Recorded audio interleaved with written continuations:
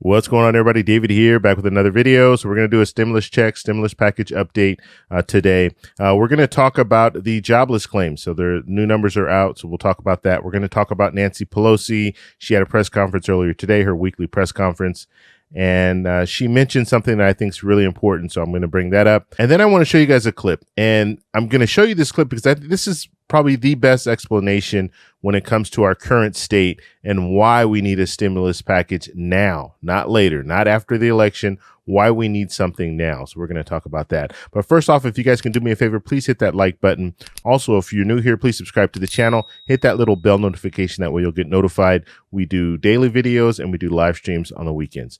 All right, let's go ahead and get started. So first thing we want to talk about is the jobless claims. So jobless claims from last week is 840,000 new jobless claims.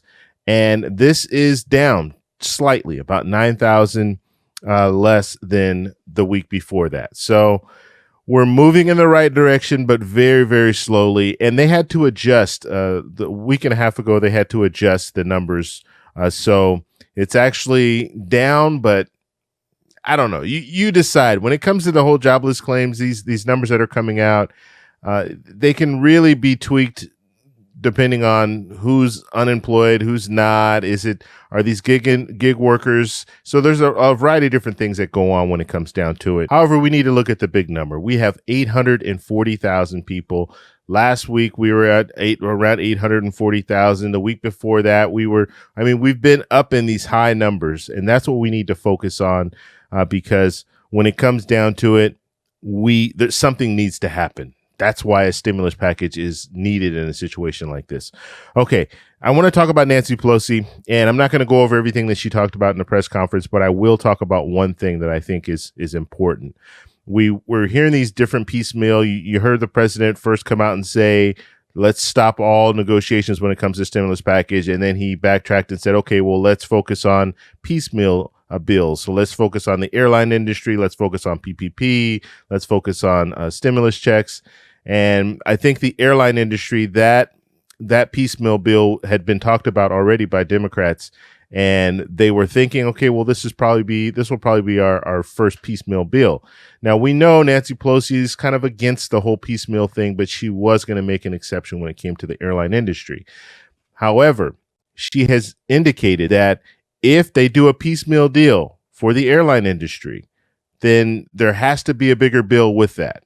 Okay, so she's not just going to do a piecemeal bill and then move on. Maybe do a piecemeal bill on that, then do a piecemeal bill on PPP, and then maybe later do a piecemeal bill on stimulus checks. And if you guys are thinking, well, why don't they just do a piecemeal bill on stimulus checks? A lot of people would like that. That would be at the end of the road. That's not going to be at the beginning of the road because there's some other things that need to come out there. Like I said, the airline industry, that's time sensitive. The enhanced unemployment, time sensitive. So you have things that are going to happen before a stimulus check piecemeal bill would even be discussed. So it's better to kind of go with, okay, let's do the airline industry piecemeal bill, but have that attached to a larger bill that will be coming in the near future. That's the better way to go about it because that larger bill will have stimulus checks in it. It will have enhanced unemployment in it. It will have PPP money in it. So that's the better way to go about it. Nancy Pelosi's already indicated now that that's the way it's going to go. If we do a piecemeal, it has to be attached to something larger. So something larger has to be coming in the future, or she's not going to agree to a piecemeal deal. Okay, so I want to show you guys this video, and I'm going to try not to talk. But this professor did a really good job, Professor David Dotson, just explaining this whole situation and why we need stimulus checks and stimulus package right now. Let's go ahead and take a look. You make the great point that politicians historically love to spend money going into the final weeks and months of an election. I wonder, we've been asking everybody this, but what do you think the calculus is from the White House going into November 3rd? It's weird, isn't it, right? Because we knew in April, you and I were talking on the show about how the bridge that we built wasn't going to get us to the other side. So we knew we were going to have to spend more money, and yet we've squandered 5 months during an election process. And it's very hard to understand why the politicians would be doing this. Who's getting the angle here? But meanwhile, we've got an emergency on our hands because there is a huge sector of the economy that is going into Q4, the retail sector, and this is make or break for them. And if they don't get through the Q4, the 850,000 COVID-related bankruptcies that we saw in the summer are going to look like nothing. And the issue is that these retailers cannot wait until November to decide how much inventory to order. They need to be doing this right now. While the politicians are posturing, we wake up in the morning and at breakfast, Powell tells us we have an emergency on our hands. At lunch, Trump says, oh, well, let's just wait till after the election. And at dinner time, we've got a new bill on the table. We cannot be doing this anymore because once the retail sector goes down, the suppliers to retailers are going to get hit. Then the real estate industry gets hit, and then it hits the banking industry. And then you've got a systemic failure in the economy. Right. That's what Powell obviously has been saying he's been trying to avoid. How do you separate, though, especially when it comes to state and local aid, legitimate rescue packages for small and medium-sized businesses from, in the president's words, money that would go to management in his words again, Democrat-run cities and states where there has been mismanagement? And why would you want to reward that kind of negative behavior? Sure, let's talk about that, okay? So 17% of the economy are these municipalities. But guess what? They buy football uniforms from small businesses. So what's going to happen is they're going to let last year's football uniforms work for this year. They buy fire trucks. They have sewer projects that employ 35 people and a half a dozen small businesses. This is not about punishing red or blue states. I mean, after all, the federal government can print money their way out of their problem. This is about a huge sector of the economy. Now, for the last 10 years, that sector has grown at about 5% a year. You can say whether that's a good thing or not, all the public spending, but it has been a huge part of the fueling of our economy right now. And we're talking about bankrupting municipalities. And who's that going to hit? It's going to hit the guy who was going to sell football uniforms to the high school next year, small business person. Hey, David, we always describe you as an advisor to over 30 small and medium-sized businesses. I hear what you're saying here, but just give me very briefly what business is like for those 30-plus businesses you advise. How bad is it? Well, back in April, they were relieved to get the PPP loan, and as rushed as that was, it worked. But they had been wanting visibility. So what's happening right now is those employers are on hold. Those companies are on hold. They're not hiring people. They're not expanding. They're not buying inventory. They're waiting. And that's the problem. It's exactly when we need people, we need the economy to be active. The economy is on hold, waiting for Washington, D.C. to stop fiddling while Main Street is burning.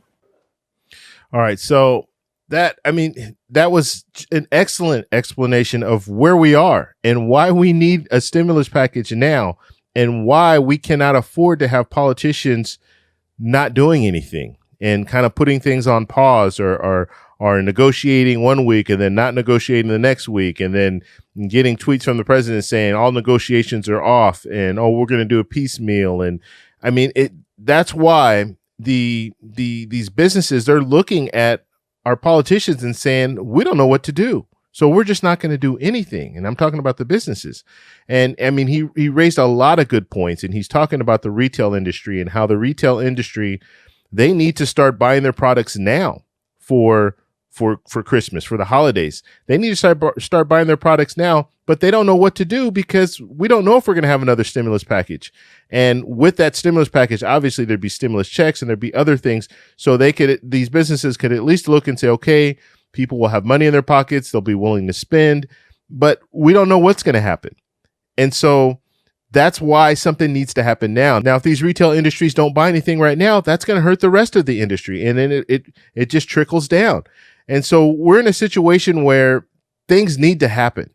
And it's just amazing to me how the politicians on both sides are just kind of sitting there thinking, okay, well, I want this much and we don't want to spend that much. And it's getting to be just ridiculous. It really is. And then you have a president that's saying, okay, well, we're not going to do a stimulus package until after I get reelected. So pretty much holding this whole thing hostage when you're talking about people's livelihoods. You're talking about people who own small businesses. You're talking about people who have these businesses that employ other people. And I mean, it's just a mess. And then when you talked about the state and local funding, you keep hearing the president, you keep hearing a Republican saying, well, we don't want to spend money on these poorly run states. But the reality is the federal government is run poorly.